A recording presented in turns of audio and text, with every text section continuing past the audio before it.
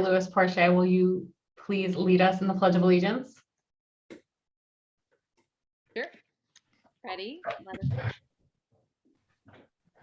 I pledge allegiance to the flag of the United States of America and to the republic for which it stands, one nation, under God, indivisible, with liberty and justice for all. Thank you. Does anyone wish to reorder or add to the agenda?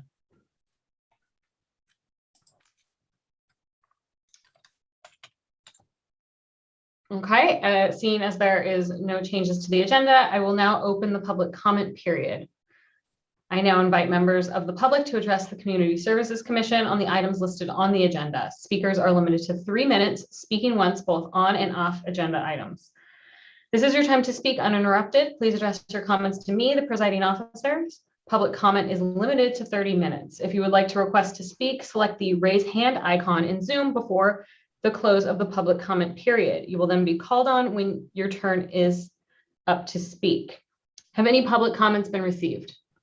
As of right now, we have received no correspondence via the public comment email or request to speak via the Zoom meeting at this time. Okay, so I will go ahead and close the public comment period. I'd now like to invite each individual commissioner to provide a statement or report. And I'm going to start with our newly appointed Commissioner Chavez and have him introduce himself. Well, guys know my name, Dave Chavez. Yeah, I've been excited. Thank you all for allowing me to be a part of the group here. Is something that I've been wanting to do for a long time. It's just everything has its time, so I figured with flexible schedule now today, I'd be able to participate in extracurricular activities in the city since my kids have been born and raised in Glendora. I think it's important that I get involved and try to help out, for the better of everyone and everything. So definitely excited to be a part of the team and open to ideas and advice, support, all that good stuff from all you guys. I've always the sponge in that way. I'd like to learn more about how you guys do things and how you guys make decisions, and and hopefully this could be fun for me and you guys, fun hanging out with me when we get a chance to. So definitely thank you. And I'm married, 2 kids, have a 9-year-old girl and a 14-year-old boy, and so I know a lot and where everything is in Glendora. I've been here long enough. So yeah, if you have any questions for me or anything like that, that's pretty much in short for me. Thank you. Thank you. Welcome. Happy to have another David. All right. Let's see, Commissioner Gerber, you're next. Thank you, Chair Burrell. David, welcome aboard. Happy to have you as a part of our commission. Thank you. Having you be a part of the meetings and the events that we're a part of, and we'll definitely get you up to speed, no doubt about that. For myself, I did have the luxury of attending one of our teen council meetings. It was actually a meeting in the afternoon with kids that were there, and I was performing, and the number of kids that showed up, this was still during summer before school, and doing an event. I look forward to continuing to join those meetings as we move forward, as I still continue to believe that that age group has a lot of opportunity for the community and the city to embrace them and put their arms around them and get them involved in fun activities and whatnot. So again, John, the staff down there, very well mannered, very articulate, and on board, and very enthusiastic, and I was impressed. So I look forward to continuing serving as part of that meeting, and hearing more and hearing their ideas to how we can embrace that age group in the community. And that's all that I have for today. Thank you. Let's see now, Vice Chair Louis Porcher, do you have any updates? Sure, I can share that I participated in the most amazing tour hosted by none other than our very own. This was an experience I think that every Glendoran should take advantage of if ever offered. But there were certainly spots, little nooks and crannies of our community that I didn't know existed, like the Arboretum, our Arboretum down, I believe it's on Gladstone, right? And it has a maze, so if you haven't heard about it or gone to see it, you should check that out. Our historic or our heritage area was looking quite nice, and we were able to get some vision for what's to come, so that was excellent. One of my favorite parts of the tour was going to the senior center, to Lofatra, and getting to take a tour around. Did not know all of the things that were inside of the building, so Debbie and the crew really treated us to a wonderful tour of that facility, or both facilities really connected, and that was awesome. The second update is the concerts at the park worked out wonderfully. I really enjoyed attending as an attendee, but also as an announcer. I had the pleasure of doing it for two of the bands, and both of them were a hit. And I would just say, yeah, I'm looking forward to much more. Welcome, David. I'm also a newbie, so I'm excited to be here joining this wonderful group. Sorry. Thank you. I'll figure out muting and unmuting eventually. Nice to meet you. Yeah.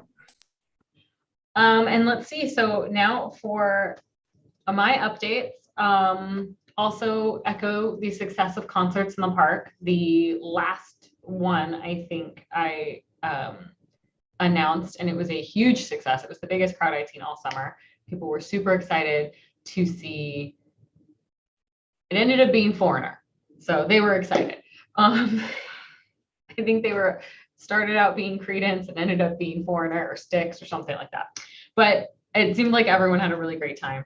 Our tour was fun. It was just me and Brittany because we were ditched by the male members of our commission, but that's okay because John gave us a wonderful tour of the city. And having now, I think it's my second time having done that tour, like we found new facts and new things to talk about every time. So it's always a lot of fun. And hopefully we'll do another one soon with David Chavez. Although David Gerber was missing. And I also met with Debbie at the Lofatra Center to talk about the work that they are doing on the various different homeless initiatives and grants, and heard all of the just endless work that they do that is often not seen by even us, and just the amount of legwork it takes, and fourth, fifth, and sixth tries before they're successful with some of these people, and then when the people they help have success, you can tell it is so personal and so deeply impactful to the staff there. And then on the other hand, the amount of paperwork and tracking and monitoring that goes into the administration of the grants, and how complex they are, and the different agencies that they have to report back to. And it seems enough for like a whole additional division within the city. So the fact that Debbie and her staff are able to do that while also doing everything they do for our adult citizens in Glendora is incredibly impressive. So hopefully, in the coming weeks, and especially as we crawl out of COVID, we'll continue to see more great things happen with that as well. And I think I covered everything since our last meeting. Now I will invite, unless anyone else has anything to add, before you think of anything? No, okay. I'll invite Community Services Director John Aguirre to provide his statement. All I have is I want to thank all my staff. We had a very busy summer getting back into it. Everyone jumped on it and did an outstanding job with bringing back people to our buildings, seeing smiling faces. It really helped our staff, uplifted at the Lofatra Center, bringing them back. We need them as much as they need us for our staff and stuff. And then the teen center and our rec classes and stuff. And it was great to see everybody at the movies and concerts throughout summer. We had very good crowds, and trying to get back to somewhat of a normal as that. And then my staff here that's with us here at the admid have done an outstanding job. And I just want to say thank you to all of them for all the time and effort they put in for summer and every day. That concludes. Okay, and now I would like to again invite John to present the photo contest winners. Thank you, Madam Chair and Commission. In our summer activity guide, we promoted a photo contest with 3 categories: pets, outdoor, and hometown pride. We had a total of 68 entries. Wow. We had a review committee that overlooked the photos and picked the winners. Next slide, please. Here's our first category. It was the pet category. Yo-Yo Kwan, who I saw Yo-Yo on, and I don't see her back on the, she was on for a second there on the Zoom, but she won for her pet, for the winner there for the pet category. Next slide, please. The second category is outdoor category. The winner was Deborah Lovett. I know that Deborah's not with us today, but what a cute little picture there of the snail and winning the outdoor category. Next slide, please.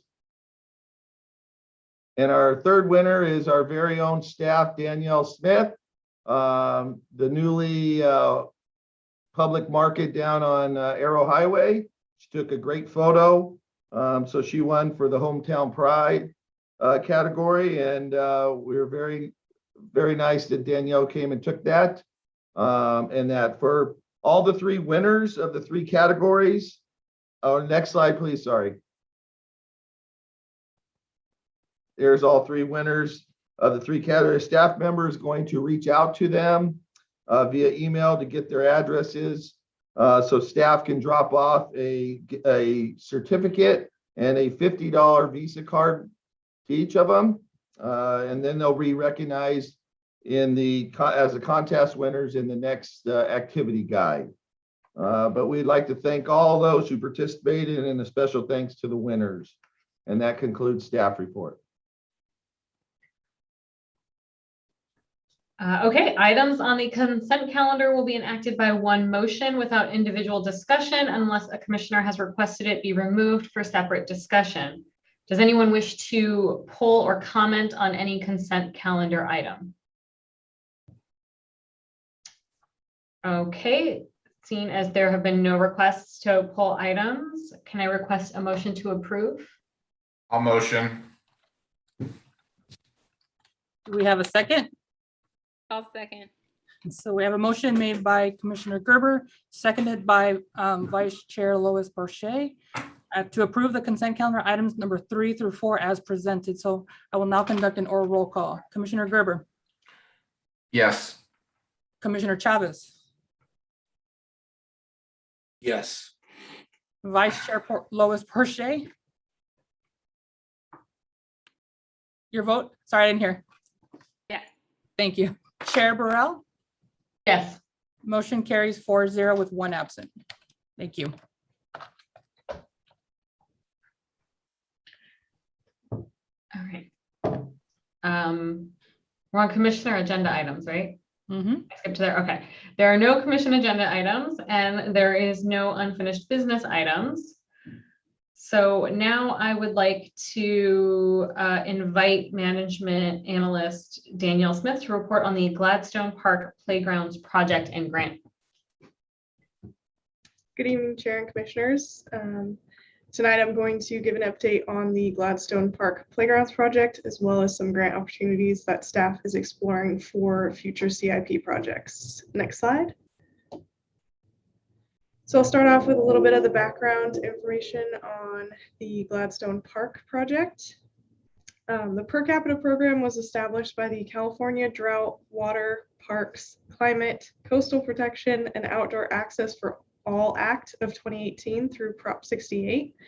The program intends to provide funds for local governments to rehabilitate, create, and improve local parks in their area. Agencies are encouraged to utilize those funds towards existing infrastructure and to address deficiencies in neighborhoods lacking access to the outdoors. So in December of 2020, City Council adopted a resolution authorizing the application for funds through Prop 68 per capita. Once the resolution was approved, staff submitted the application packet materials to the State Office of Grant and Local Services, or OGLS. In April, OGLS sent back the approved application and fully executed grant contracts. Next slide. So the approved project will include the removal of the existing playground on the south side of the park with the installation of a new inclusive playground structure.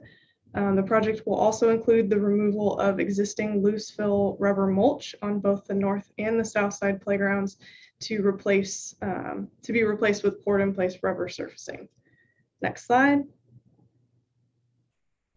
So here's a general idea of what we're hoping the playground will look like on the south side of the park once it's completed. Staff is working to bring this item to City Council for review, hopefully on the September 28th meeting. If it's approved, staff will bring the item back to the Community Services Commission for commissioners to have an input on the color schemes for the new playground and the surfacing. Next slide. In addition to Prop 68, staff is working to brainstorm ideas and research available grant opportunities with the hope that funding can be utilized for projects within city parks. One of the proposed funding sources is through LA County Regional Park and Open Space District. That agency is administering the LA County Safe, Clean Neighborhood Parks and Beaches measure of 2016, known as Measure A. This measure is dedicated to funding local park, recreation, and open space projects and their maintenance through the collection of annual taxes. Staff is focused on the community-based park investment program, as well as the maintenance and servicing funds. So with much of Glendora already developed, staff is not actively seeking to acquire or build new parkland, but instead looking to help improve upon or replace amenities in current parks. This can include items like playgrounds, play surfaces, shade structures, park lighting, landscape, buildings, and support amenities like restrooms.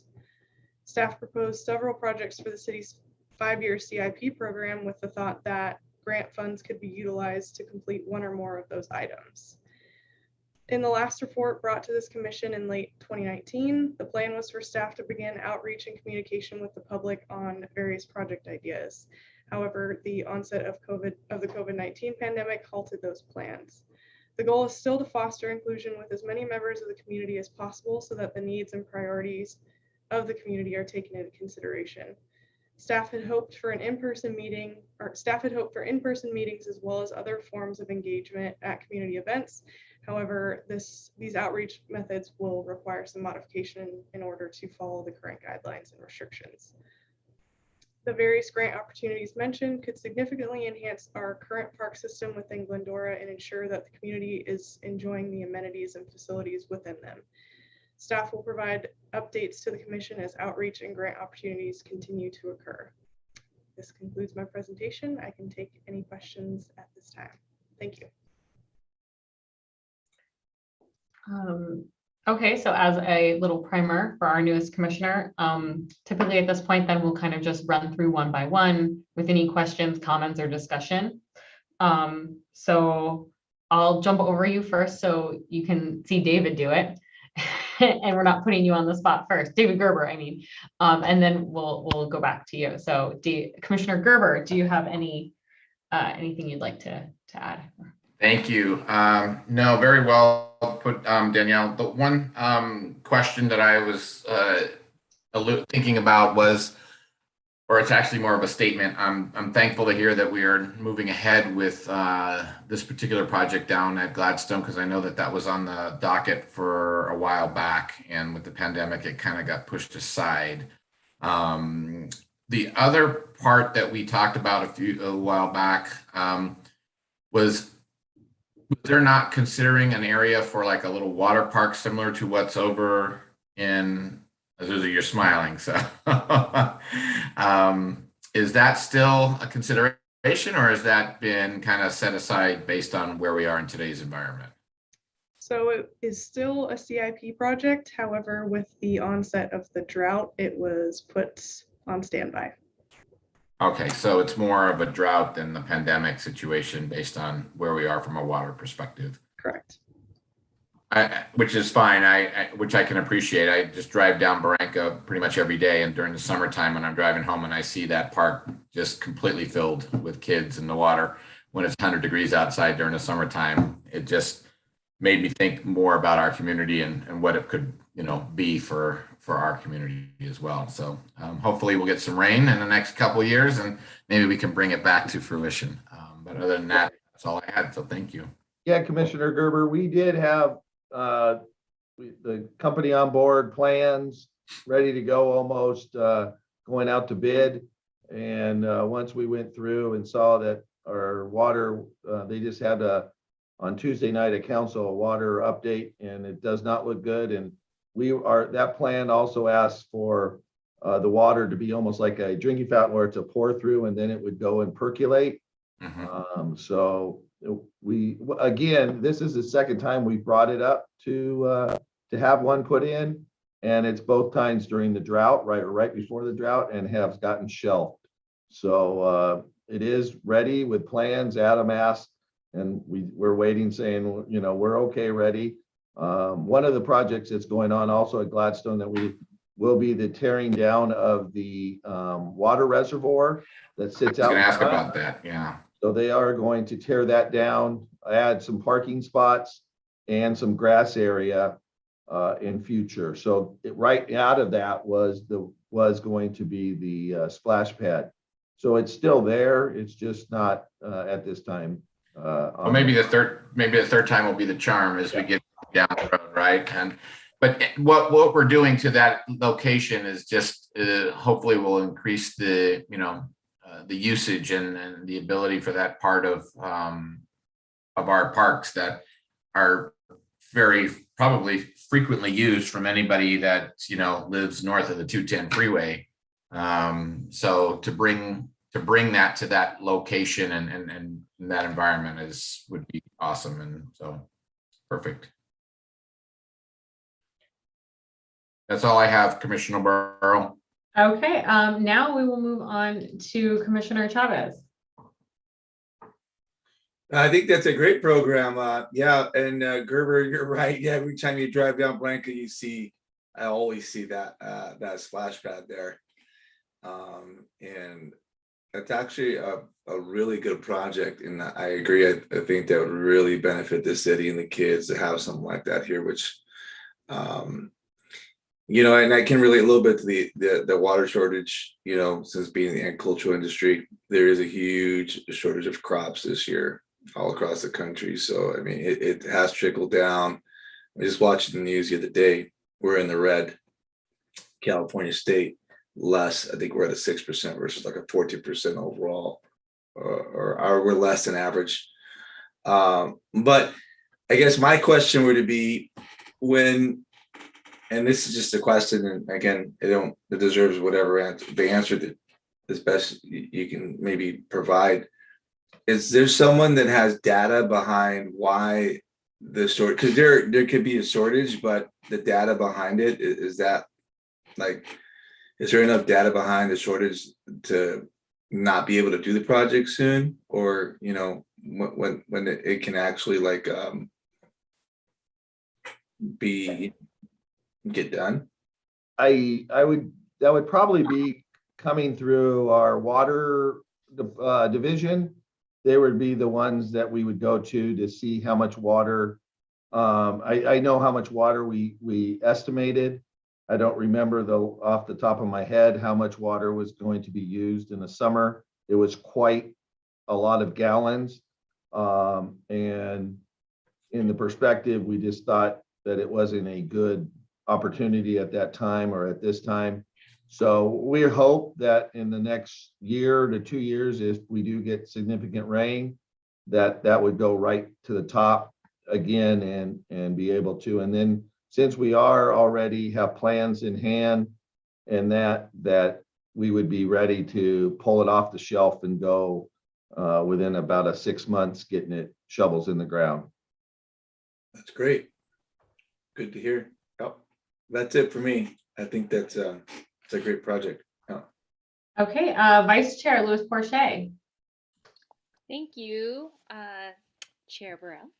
My question was about the splash pad. Is there still one at the Dalton Park? Yes, that Dalton Park, but that's LA County. That's not the city of Glendora. That's an LA County park. Almost all LA County, they got money, I want to say 6-8 years ago. They got a lot of money where Glendora did not qualify. That's something that a lot of their parks are in lower economic and we don't qualify. And they went in and put in splash pads at almost all their parks, LA County parks. But one thing they learned, theirs were not wash throughs, were recirculate. They had to hire pool people because the amount of water that was going through them, it couldn't clean it fast enough through the chemicals to get it back going again. So they used to have to shut it down. They ended up having to hire pool maintenance people to go out and clean the chemicals and the whole bit. And so they were the test pilots of a lot of these. And now they're going a lot more of the percolation, where it's like a drinking fountain. So the water isn't getting recirculated. It's just going into the groundwater and that. Okay. Yeah, I had no further comments. I got to see the park as is, and I think that the new development is going to be exciting, and I'm looking forward to the selection of the color scheme and stuff. But yeah, thank you. My only question was with the since we have to shelve the splash pad, is that money just stay earmarked for that for whenever it's a go, or are we looking to do other stuff with it in the interim? We haven't really, because we're so new. That money is still earmarked for that. Mm-hmm. And then it could get moved. If we said, hey, we're doing this project and we're running short, it could be moved into that. So that does give us some leeway sometimes with the city manager and council to say, hey, we have this project, and I think it was $450,000 that was budgeted for the splash pad, that we can say, hey, we're a little short on this project, but this would be a great thing to throw and get that money used. Okay. Well, I think I can speak for Brittany and myself when we say that the parkway at Ole Hammer Park, that irrigation tubing, and if we could just pave that over, that would make school pickup and drop off so much easier. just as a little bird told you that, but we can bring that up with our parks division. I don't know why they haven't put more mulch or going all to the DG and just made it all DG and taken all the sprinklers out, because that's where the cars do open. My kids went to Cullen years ago, and that's where every car and every kid walks through that. And that, so it should be just a DG path right when you get off from the curb to the sidewalk. Right. It was pretty in theory. I could see the vision, but the moment school started, now it's just like tripping on these irrigation hoses every morning. We will pass that on. Nightmare. It's a stroller nightmare. That's true. We will pass that on. Okay. So now, let's see. Oh, I lost my place. Okay. Can I request a motion? Motion to approve. Do we have a second? I'll second the motion. So we have a motion made by Commissioner Gerber, seconded by Commissioner Chavez. I will now conduct an oral roll call to receive and file the report. So Commissioner Gerber, Yes. Commissioner Chavez, Yes. Vice Chair Lois Porche, Yes. Chair Burrell. Yes. Motion carries 4-0 with one absent.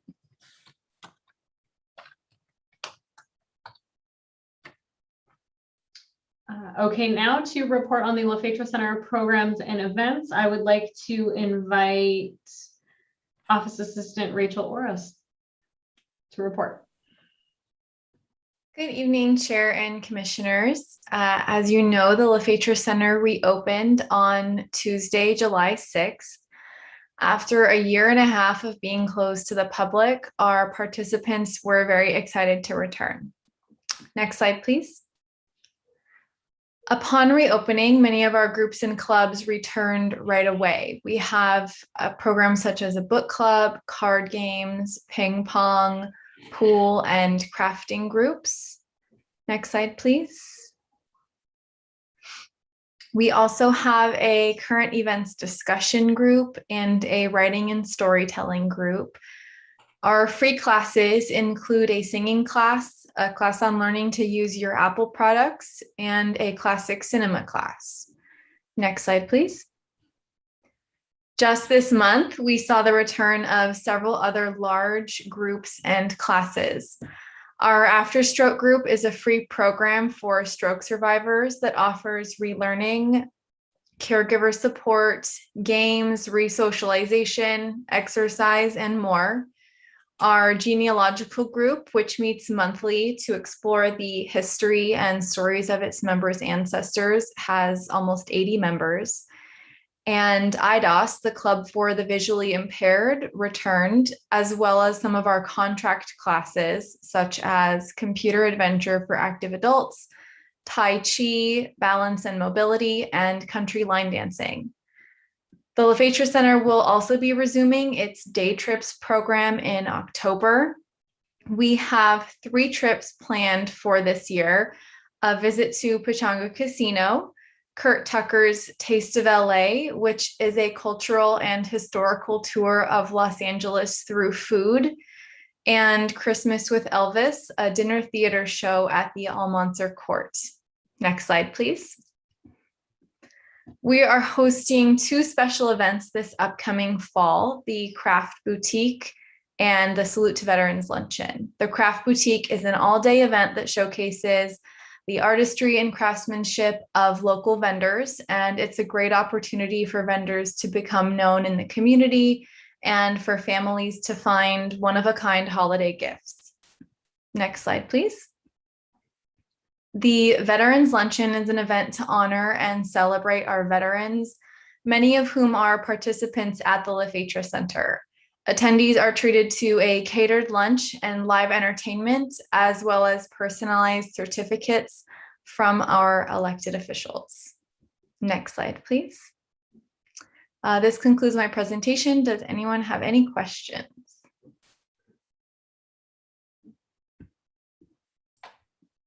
I have a question. How does one get another, because I'm not that familiar. I mean, I know that the center's there. I've known for a long time. But for example, like if I have a neighbor or somebody that I know that, let's say they're, senior citizens, and because there's some that I know that just don't seem to know that they could get involved, right? How does someone get somebody involved in the program, or to kind of direct? Well, the majority of our activities are free, so that's a good start. And then if your neighbor or friend is a Glendora resident, obviously the activity guide, but we really welcome anybody to just come on by at any time. We have wonderful volunteers at our front reception desk who have been participants at the center for many years themselves. And so they can help give kind of an insider scoop as to the goings on. And then obviously, if the participant has questions about a specific activity, something that they're maybe really new to, we would put them in contact with the group leader. So if it's like a card game or current events or whatever it is, we can kind of get a one-on-one discussion so that they can learn more about it. And then if they have questions about the contract classes or any fee-based activities like the trips, the staff is available as well. So really just stopping by and asking questions is the best way. Like I said, all of our volunteers are really welcoming and really knowledgeable. Great. Perfect. Thank you. That's it for me. Any other questions, Commissioner Gerber, Vice Chair? I actually do. One question for you is, how has the attendance been since the pandemic, before pandemic and post pandemic, so to speak? Have you had, has it been slow? Has it been a lot of people returning, or has there been some trepidation? Overall, I think we've had good attendance returning. I was reaching out to our groups and clubs primarily at the beginning to gauge interest in returning. And I think of the 20 plus types of activities we have, only 2 have elected to remain virtual and not return in person just yet. And of those that have returned, enrollment has been really good. I think people were just really excited to get back out and start doing things after being isolated for over a year. And then our contract classes, obviously those just started back up, but attendance has been really good for those too, particularly the fitness classes, Tai Chi and balance and mobility. Those ones are always hugely popular, and people were chomping at the bit to get back to those. I think we probably got calls like 4 or 5 times a week of like, when is that coming back? When is that coming back? I see you're open. When can I go to Tai Chi? And so that's been really popular as well. And then I think it helped that we sort of phased some of the groups back in. So the After Stroke and IDOS group, those are 2 of our larger groups. And they had to do a little bit more work to get all of their members on the same page about protocol and paperwork and all of that. But they had, both of them have only had their first 1 or 2 meetings, and they've had really good turnout at both. So it's been really good. Awesome. Speaking of protocol, my next question was, what is the protocol for seniors to attend the Levator Center? Do they need to be vaccinated? Do they need to show proof of vaccination? Is there a particular guideline that we are following in the city that's accustomed to LA County Department of Health, or and is that published to the community for those that want to be a participant of the Levator Center? Yes. So we don't require vaccination, nor do we ask about it. We follow the county guidance that any participant indoors, regardless of vaccination status, has to be wearing a mask. And so whatever the LA County indoor guidance is, that's what we're following. So that's the main thing. We have our participants have signed new emergency forms, and the citywide activity registration form has COVID liability waiver jargon on there. So they have that. The only thing that's still adhering to stricter protocols is our nutrition program through YWCA Intervale. That remains once a week curbside pickup only. Normally we have an everyday hot lunch provided by the YWCA, but they've opted to continue the curbside pickup for the foreseeable future. So we have, oh gosh, anywhere between like 70 to 90 seniors, I think, coming every week to receive 5 frozen meals and 2 fresh meals. as well as fruit and often like some dry goods and canned goods. So that's really the only program that is still curbside pickup and more strict. Other than that, we're following the county guidance. Okay, good to know. And then my last, and Debbie, I think I may have asked this of you before, but does the Levator Center offer a bereavement type class or group, anything of that nature for seniors? We don't currently, but it will be coming back. They haven't set a time to come back just yet, but we are encouraging them to come back. So we will have that, but it's just not right at this time. Okay, that's what I think I think you had answered that for me offline once before. So I was just trying to follow up on that. Okay, so still to be determined, but available. Yes. That's all I have, and I'm very pleased to know that you guys are open and just again thriving with the seniors in our community. I know it's been something that has been very challenging for them in this time, and for them to get back out and see people in person, I'm sure has really made them, feel good again. So thank you. Vice Chair Louis Porcher. No, all of the questions have been wonderful and insightful. I think I have enough. Okay. I don't think I have any questions, but keep up the good work. I was at the Levator Center, I think last week, and there was lots of excitement and fun groups going on and people using the resources. And I know personally, my grandmother's a big fan of bingo on Fridays. It's a big day for her. So yeah, I know that there's a lot of excitement and those friendships are forming again, and just like kids back at school, the energy is palpable when you walk in there. So now I would like to request a motion to receive and file the report. I motion to approve. Oh, perfect. So we have a motion made by Louis Porcher, Vice Chair Louis Porcher, seconded by Commissioner Gerber. I will conduct an oral roll call. Commissioner Gerber, Yes. Commissioner Chavez, Yes. Vice Chair Louis Porcher, Yes. and then Chair Burrell. Yes. Motion carries 4-0 with 1 absent. Thank you. Now moving on to the selection of our winter spring 22 activity guide cover, I would like to invite Administrative Assistant Kelsey Fay to report. Good evening, Commissioners. Tonight, I would like to ask that the Commission would review the presented possible covers and vote on which cover will be on the winter spring 2022 activity guide. Next slide, please. Here's cover number 1 option. Next slide, please. Cover number 2. Next slide, please.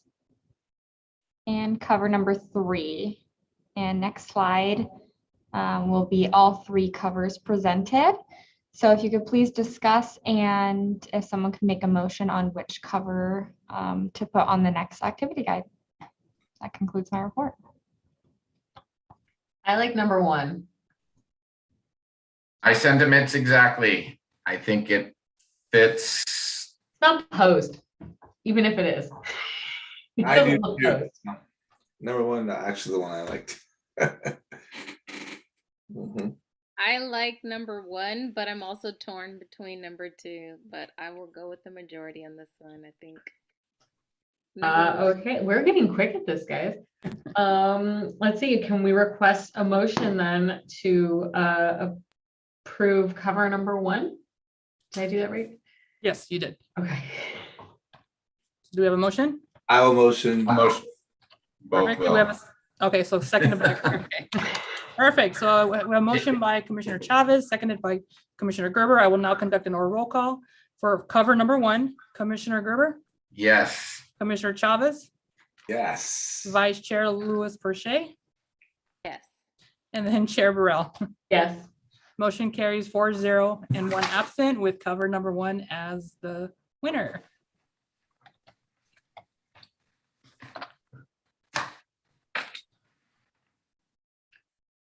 Okay, now I'd like to invite the commissioners and staff to make their closing comments, starting with Commissioner Gerber. Thank you, Chair Burrow. I just want to say thanks for all the staff and what they're doing. Very much looking forward to this fall. Having gone through a summer where we've gotten back to what we know, I know that the city is really anticipatory of what that can mean.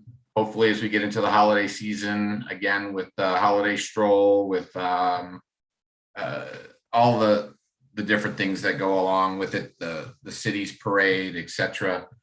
So I'm really looking forward to that. Second of all, David, welcome aboard. This is what we do, and we're excited to have you as part of our group.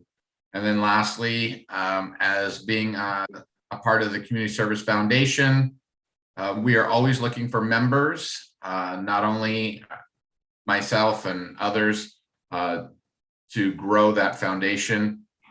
One of the things I was going to ask is at the Veterans Luncheon, being that the city now does the Glendora Yellow Ribbon, would we want to participate in that in any shape or form?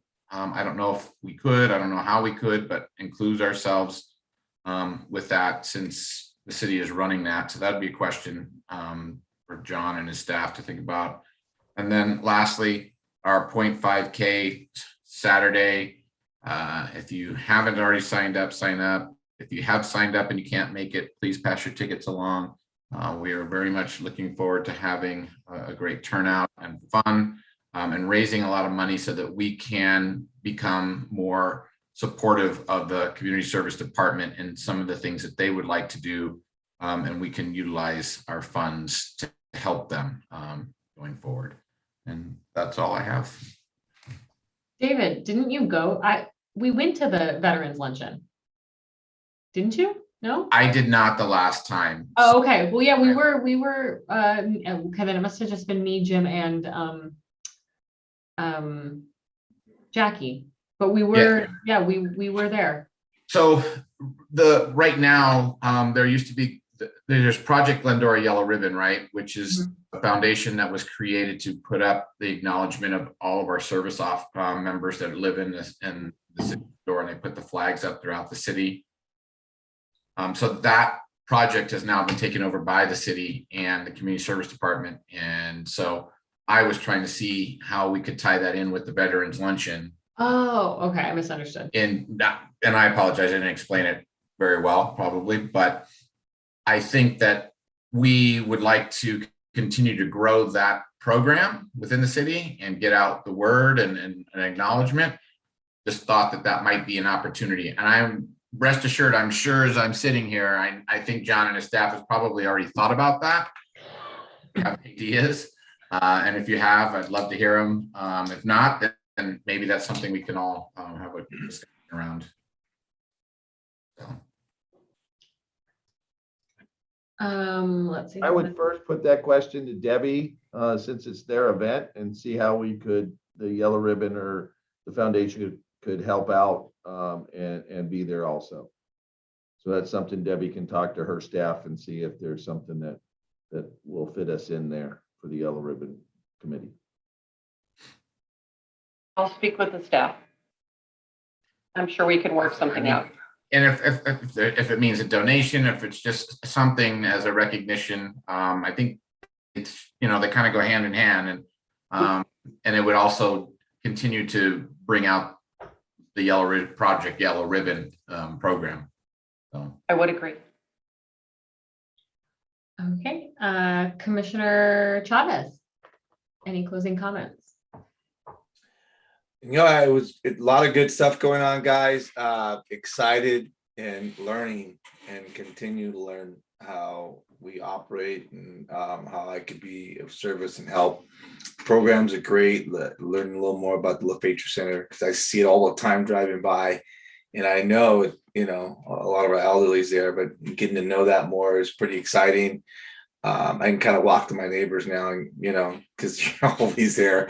They'll peep out sometimes, but it seems like they're always home. So, you know, it gives me a little more to talk about when I see them all the time versus just saying hello, you know.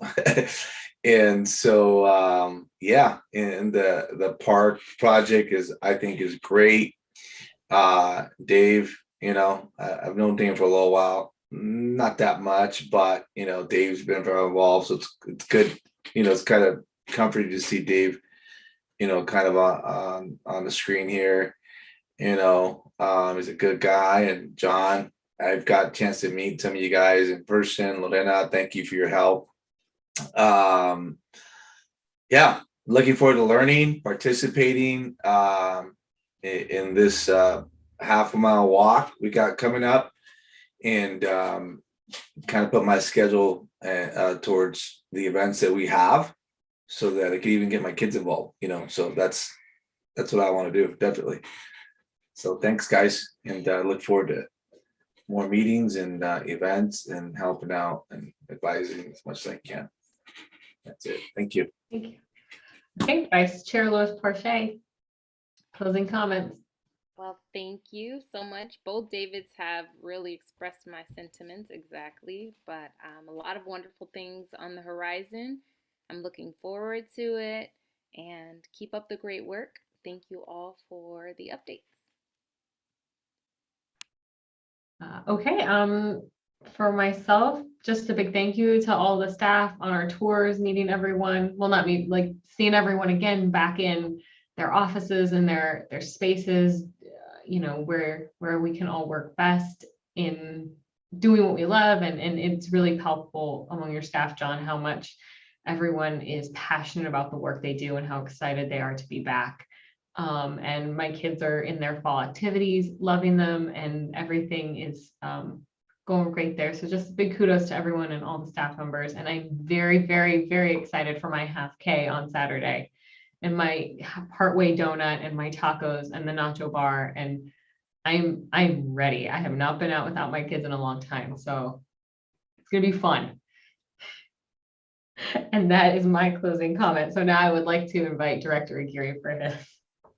Just a couple things. October becomes a very busy month for us. We have the Pumpkin Festival down at Centennial Heritage Park. We're working with the Centennial Heritage Preservation to put that event on. That will be Saturday, October 16th from 10 a.m. to 3 p.m. We have shuttles running from the City Hall to right down into the front of the park.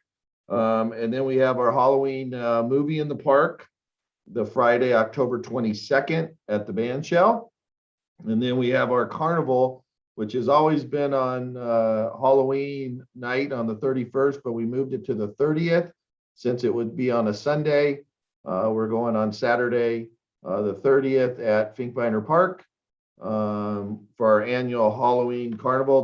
The Halloween walk will be on that Friday downtown. That's run by our bid with the downtown merchants. And then November, we get into the Veterans Day, November 9th event. And then the craft boutique on that Saturday, November 6th.